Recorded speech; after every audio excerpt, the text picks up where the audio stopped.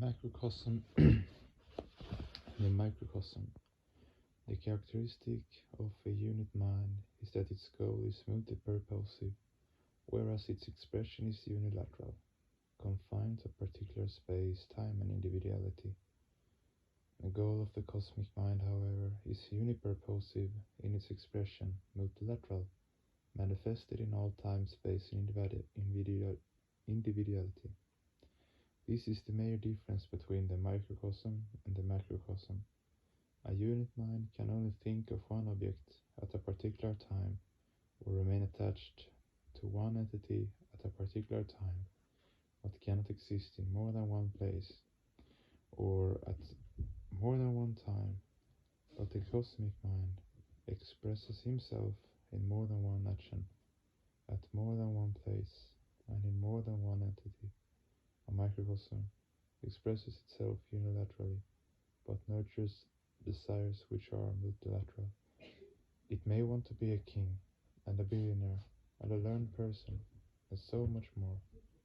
But when it actually performs actions, it can only act in one direction, not many. But the macrocosmic endeavors are multilateral.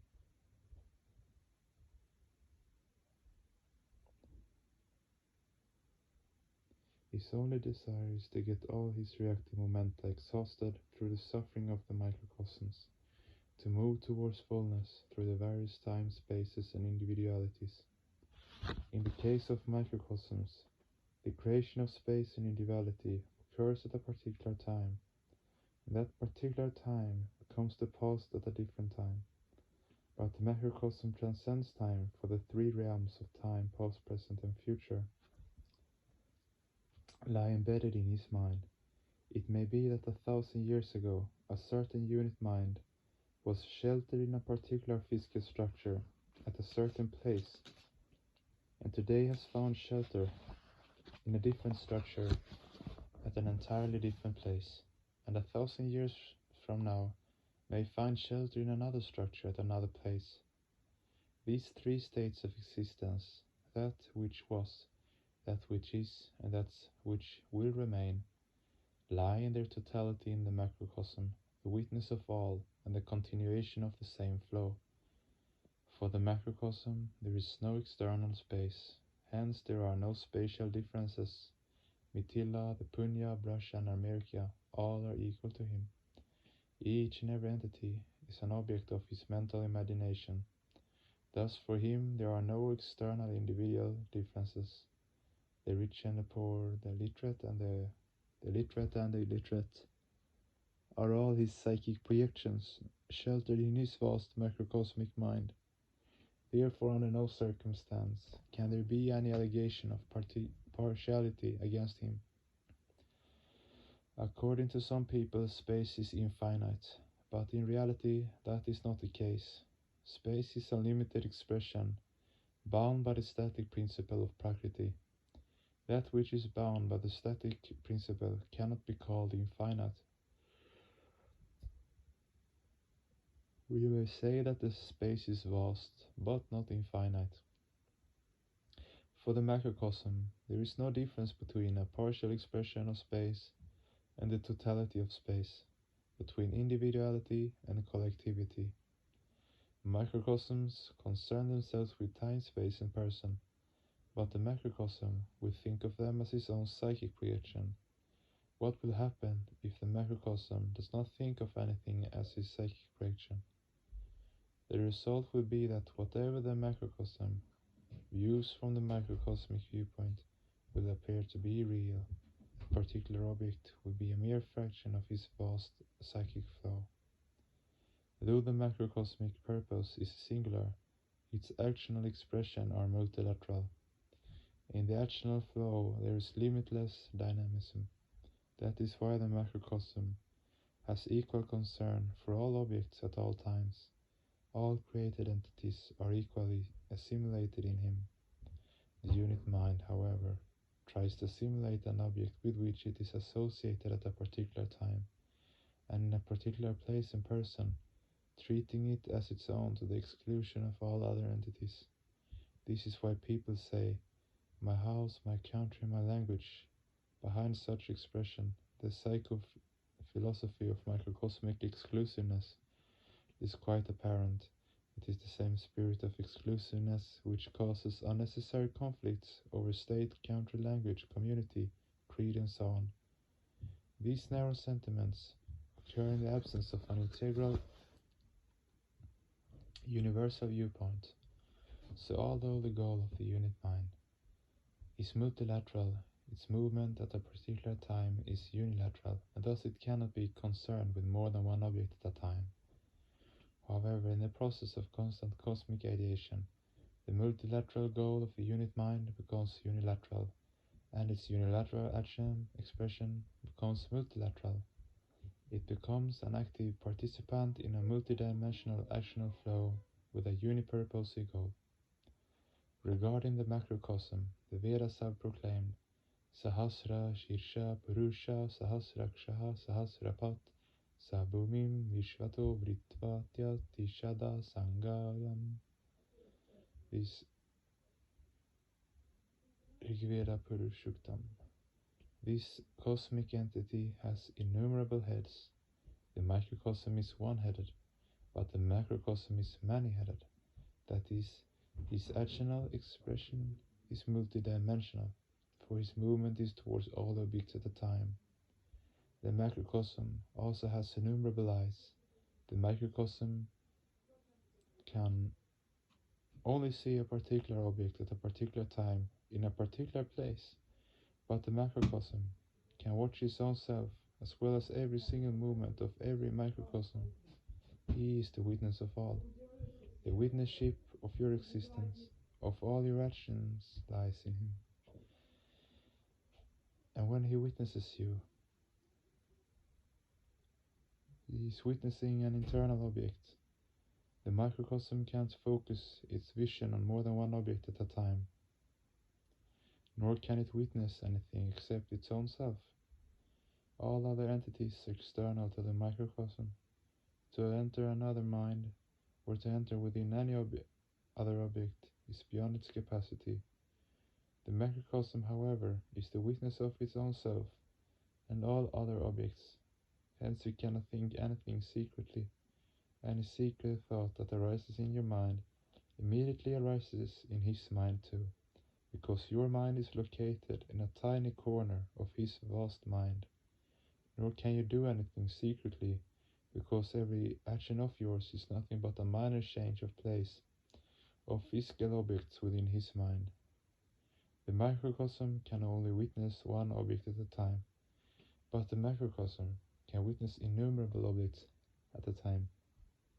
Hence we say that he is multi-eyed. A microcosm can move in only one direction at a time. It cannot move towards the north and the south simultaneously. Thus we can say that the microcosm has only one pair of legs, whereas the macrocosm has innumerable pairs of legs.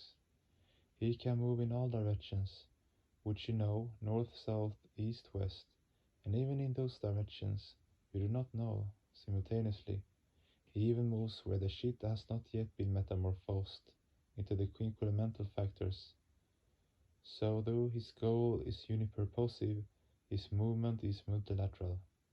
Hence we can say that he has innumerable pairs of legs.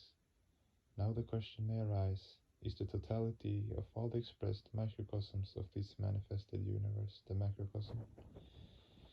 No, this expressed universe is the manifested form of his mind stuff. The macrocosmic Shita is sometimes expressed in the form of crude matter, and sometimes as unit minds, created as a result of the process of clash and cohesion within the material structure. The macrocosm is certainly the collection of all expressed matter in all unit minds, but that is not his totality. In him there also exists his unmanifested, infinite Shita, mind stuff, his infinite doer, I, Aham Tattva, and his infinite existential I-feeling, Mahatattva. Crude matter is the condensed form of macrocosmic mind stuff. When this macrocosmic mind stuff loses a certain degree of its condensed state, it assumes the form of microcosm. Thus houses, kitchen utensils, hills, valleys, and oceans are nothing but dormant states of mind.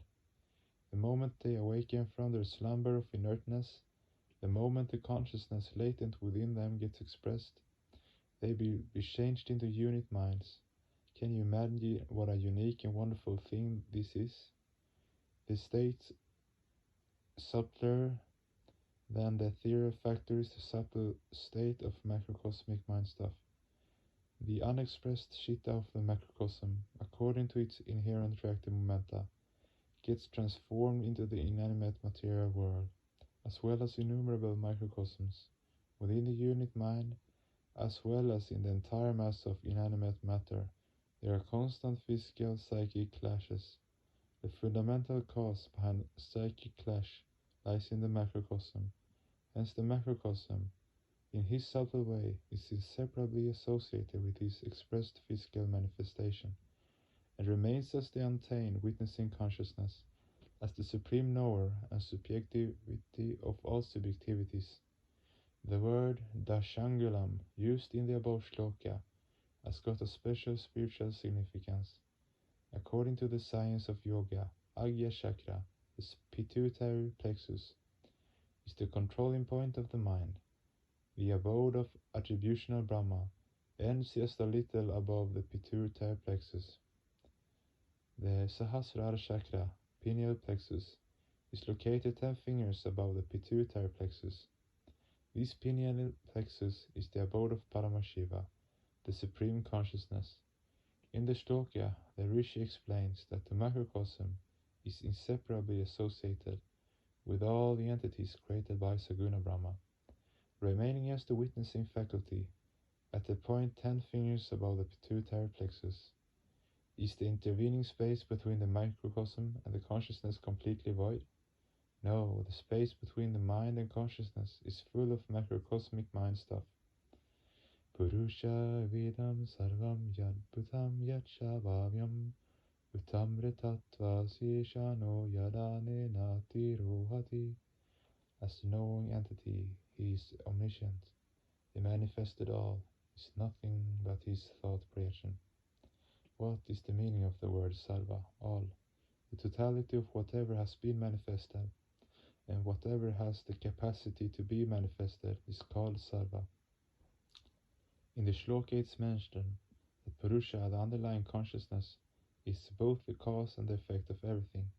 The manifested world is eternal flowing within his mind, and hence for him the past, present, and future are equally present. That which is still unmanifested is nothing but the reactive momenta of the macrocosm, which contains the potential reactions of his original actions. The macrocosm is fully aware of his original actions, as well as his manifested state and manifestative potentialities. As the diversive forms of all the fundamental factors exist within the three realms of time, the macrocosm knows them all, and that which still exists as the subtle macrocosmic mind stuff, that which has not yet taken the form of cruder mind stuff, he knows, for he is fully aware of the budding state of the dormant samskaras. Microcosms having developed brains are partially aware of the particular space, time, and individuality in which they find themselves. With the help of the nerve cells and nerve fibers of microcosms, the reactive momenta are maintained and expressed. Although the knowledge of microcosms is carried through the cruder nerve cells, they are unable to carry the totality of the knowledge of the causal mind. But the moment the disembodied causal mind acquires